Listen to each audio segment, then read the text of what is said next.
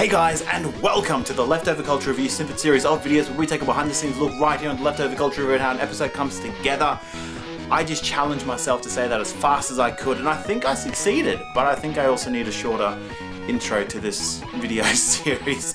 The Snippet series. Last week we looked at cameras and the cameras I used to film right here on the Leftover Culture Review. I am currently using my NEX VG20. If you remember, I also mentioned I started using, when I first started the Leftover Culture Review, I was using the Sony NEX 5 camera.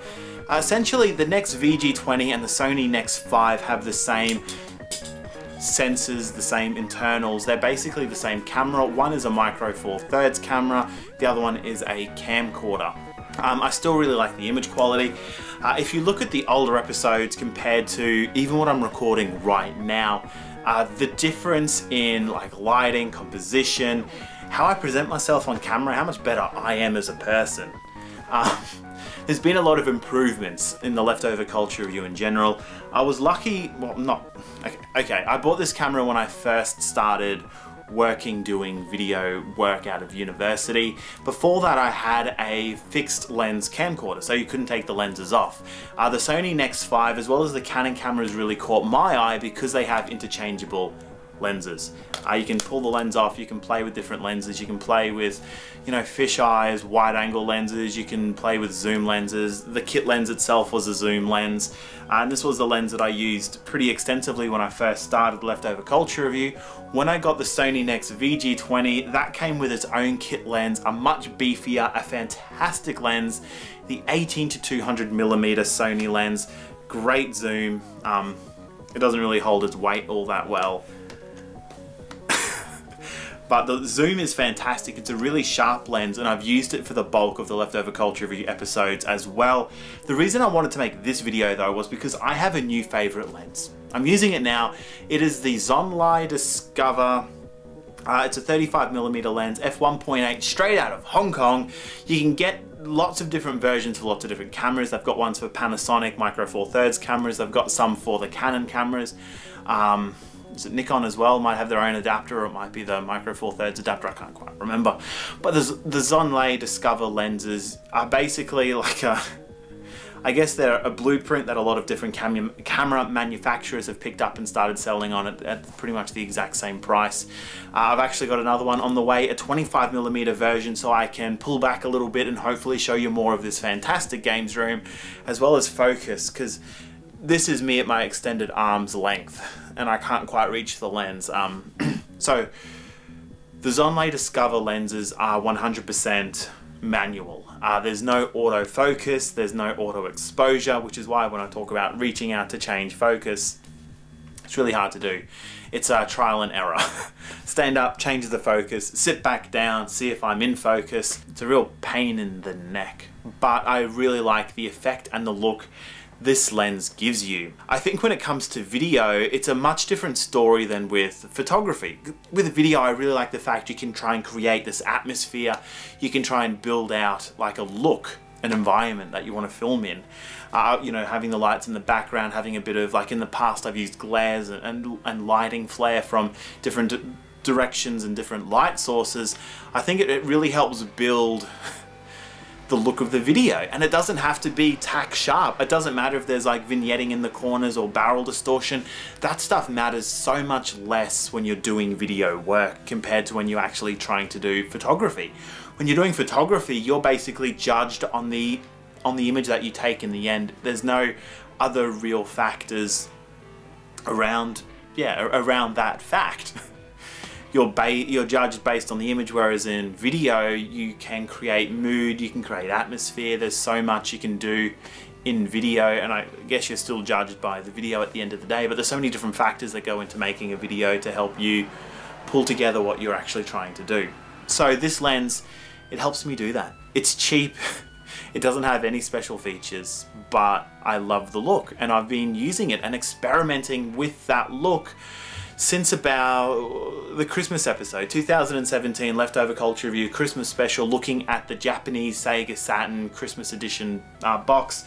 That was the first episode that I filmed 100% using this lens, And I really love how soft and dreamy everything felt in that review. It's still one of my favorites to look back at and check out how I put it all together. I used a couple of night shots, a few shots that I did during the day. I used different lighting sources. I had Christmas lights set up. It's easily, for me, like, that is the definition of how flexible this lens has been for me and how it's helped me create that really 90s aesthetic that I strive to and that I really want to capture in these videos. So definitely go back and check out that Christmas episode, even if you're not feeling very Christmassy right now, like, you know, it's April. God, it's already April, end of April. It's already the end of April. But go back and check out that episode just to see what this lens can do, as well as the Sega Menacer FMV Sega CD review that I did. And then I guess more recently I put together the Cybermore video. All of those videos were put together using this fully manual 35mm lens, and I really think they just highlight how much more creative control you can have over your picture when you're not... The Sony lenses are too perfect. All of them. They've got anti-glare, the anti-flare, the image stabilisation. That's another reason why they're so expensive as well. When it came to the NEX cameras originally, as well as the E-mount system in general, I know some of the higher end, you know, like Sony A7 II, A7S, A7R, all that image stabilisation is also built into the camera. But on these Sony NEX cameras and the Sony A6300, what did I do with that? I've got a couple of Sony cameras, obviously. Yeah, when you're looking at cameras like the Sony NEX as well as the Sony, like I'm using the A6300 for a lot of like my pickup shots, as well as a lot of work stuff. But when you're looking at cameras like these, to keep the like actual size of the camera down, all that optical image stabilization is actually, it's built into the lens, which makes the lenses for the Sony cameras a bit more expensive. Not to mention, yeah, the anti-flaring glass and stuff like that. Sony build great lenses, and I've really enjoyed using them. And even professionally, this is the lens that I'd be pulling out to use, you know. I've done a bit of photography work, I do a bit of interview work, I do a bit of conferences stuff. This has been a fantastic lens for all that. But when I'm out with family, out with friends, I want a smaller lens. I want something that's easy to pick up and grab, that's not going to weigh down my pockets. Something that I want to film the leftover culture review with, and this lens is the ones I grab, and it's given me some really fantastic results. So kudos Zonlai and your Discover lens. How did I end up with the Zonlai Discover lens? One thing, they're cheap. It's a $100 lens. It's easily the cheapest lens that I own, and I really like the result of it. It's got a very unique look and feel.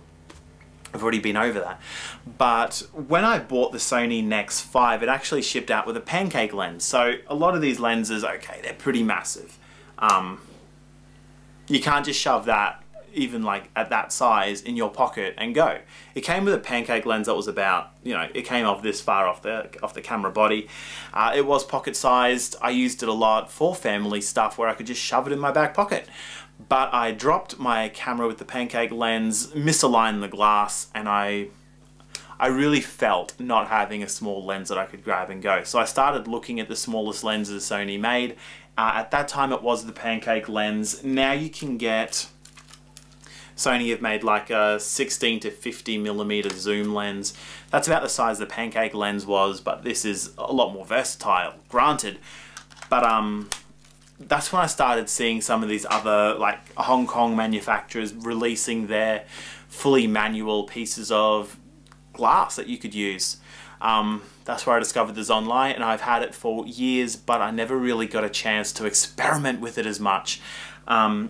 This camera, it doesn't have focus peaking, which makes it really hard to focus with a fully manual lens when you can't tell what's in focus and what's not.